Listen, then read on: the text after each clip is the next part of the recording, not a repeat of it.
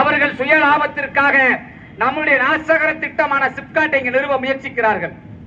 இங்க இருக்கக்கூடிய கல்லங்காடு பகுதியில் முதல் கட்டமா தமிழர் எழுச்சி கழகத்தின் சார்பாகத்தான் நாங்கள் ஒரு ஆர்ப்பாட்டத்தை முடிவு செய்து மேலூர் காவல் நிலையத்தில் அனுமதி கொடுத்தோம். நானும் எங்கள் தலைவர்களும் சக தோழர்களும் 2 நாளில் அந்த அனுமதி தருகிறோம், அது சம்பந்தமாக பேசுவோம், தலைமை அதிகாரி தகவல் சொல்லட்டும் என்று எங்களை சொல்லி அனுப்பிவிட்டார்கள். நாங்கள் கண்டிப்பாக அனுமதி கிடைக்கும் என்று துண்டறிக்கை அடித்து கல்லங்காடு பகுதி முழுவதும் செல்வராஜ் தோழர் உட்பட பல தோழர்கள் வாகனத்தில் சென்று வீடு வீடாக துண்டறிக்கை கொடுத்தோம். அந்த ஆர்ப்பாட்டத்தினுடைய நோக்கத்திற்காக சிப்காட் வரக்கூடாது என்பதற்காக. சிப்காட்கான ஆர்ப்பாட்டத்தினுடைய நாள் நெருங்கிக் கொண்டிருக்கு. தமிழர் எழுச்சி கழகத்தினுடைய தோழர்கள் கடுமையாக வேலை செய்து கொண்டிருக்கிறோம். சுவரொட்டி பதாகை எல்லாம் தயார் செய்து விட்டோம். மறுநாள் காலையில் ஆர்ப்பாட்டம். முதல் நாள் இரவு 12 மணிக்கு மேலூர் காவல் நிலையத்திலிருந்து ஒரு காவலர் புத்தக்கடையில் இருக்கக்கூடிய எங்கள் தலைமை அலுவலகத்திற்கு இரவு 12 மணிக்கு ஒரு தபால் கொண்டு வந்து தருகிறார். நேரடியாக உங்களுக்கு அனுமதி மறுக்கப்பட்டது என்று தெரிந்து கொள்ளுங்கள் அனைவரும்.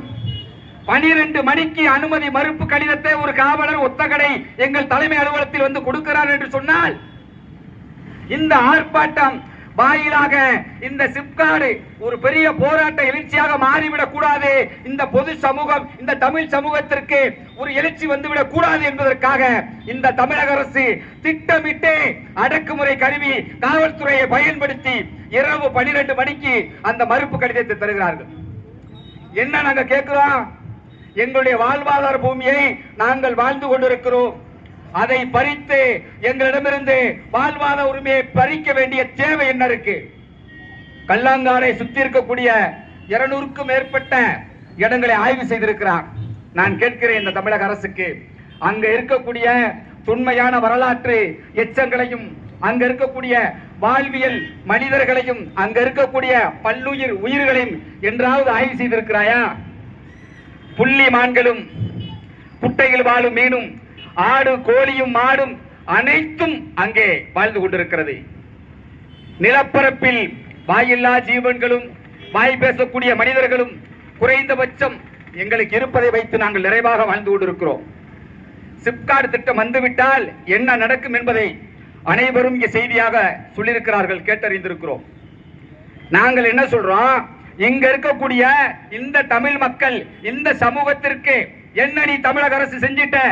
இங்க இருக்கக்கூடிய எங்களுடைய வளங்களை எல்லாம் எங்களிடமிருந்து சூறையாடி நீ கொள்ளையடிக்கிற அரசாகத்தான் இந்த திராவிட முன்னேற்ற கழக அரசு தொடர்ந்து கொண்டிருக்கிறது. இந்த கல்லங்காடு மக்கள், இந்த மேலூர் தொகுதி எல்லா மக்களும் புரிந்து கொள்ளுங்கள், தமிழனுக்கு எதிரான வேலையைத்தான் இந்த திராவிட அரசு இந்த திராவிடம் செய்து கொண்டிருக்கும். ஒருபோதும் தமிழனை ஏற்றுக்கொள்ளாத இந்த தெலுங்கு திராவிட அரசை நாம் முறியடிக்க வேண்டும். கல்லங்காட்டு பகுதியில் நமக்கு எதிராக இந்த திட்டத்தை நடைமுறைப்படுத்த முனைத்துக் கொண்டிருக்கிறார்கள். இந்த போராட்டத்தை ரொம்ப முனைப்போடு தோழர் செல்வராஜ் அவர்கள் எல்லா மக்களையும் ஒருங்கிணைத்து, அமைப்புகளை கட்சிகளை எல்லாம் ஒருங்கிணைத்து முன்னோடியாக முன்னெடுத்து செல்வதால் அவர் மீதும் ஒரு வழக்கு தொடுக்கப்பட்டு அவரும் சிறையில் அடைக்கப்பட்டார். அப்ப இங்க என்ன நினைக்கிறான்? இங்க உளவியலாக இந்த காவல்துறை இந்த அரசு அச்சுறுத்துறான்.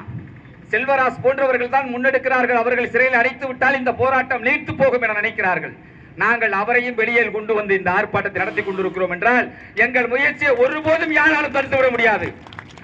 நாங்கள் உயிரை கொடுத்தேனும் இந்த கல்லங்காட்டை மீட்போம் என்பதில் உறுதியாக இருக்கிறோம். சிறைக்கு போவதற்கு தயாராக இருக்கிறோம்.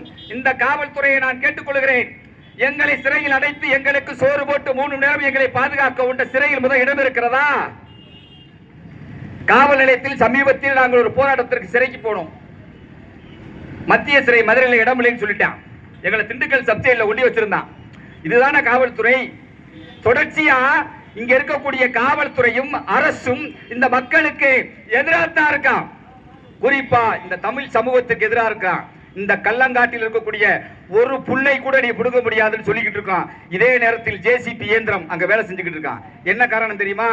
இந்த ஆர்ப்பாட்டத்தில் கலந்து கொண்டிருப்பவர்கள் அந்த ஜேசிபி அங்கே அவருடைய வேலையை செய்து கொண்டிருக்கிறது என்று சொன்னால் நம்முடைய உறுதி மனப்பான்மையை குலைப்பதற்கு, நம்மளை அச்சப்படுத்துவதற்கு.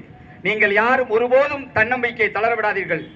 அனைவரும் உங்களோடு துணை இருப்போம். இந்த கல்லங்காட்டை மீட்பதற்கு தமிழர் எழுச்சி கழகம் தொடர்ச்சியாக உங்களோடு துணை நிற்கும் என்று கேட்டு விடைபெறுகிறேன். நன்றி, வணக்கம்.